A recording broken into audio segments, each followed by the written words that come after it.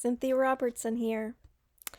I was recently reminded of how important it is to have somebody go over what you write when you're sending it to like a major institution or something, or really anybody, even a text.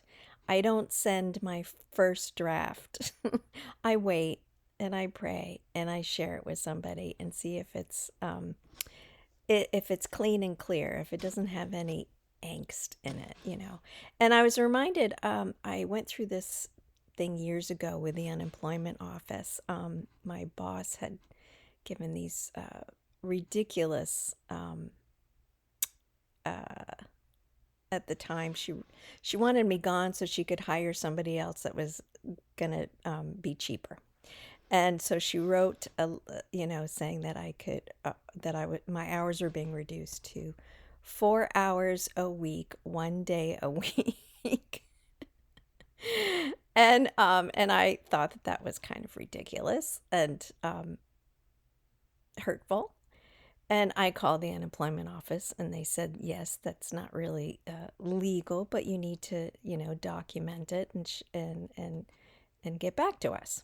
And so I wrote a letter with my father, who was living with me at the time. He was a great writer. But we were both hurt. Well, I was hurt. My feelings were hurt, and we were both angry. And my ego was involved, and so was my father's in trying to get justice. So the first letter was not, it was honest, but it had a lot of anger in it. And I shared it with a friend who had nothing to do with any of it. She's kind of my go-to editor.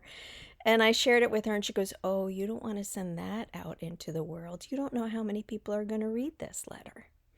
And oh my God, I am so grateful that she said that. She helped rewrite it, and even my father's like, "Wow, that is so much better."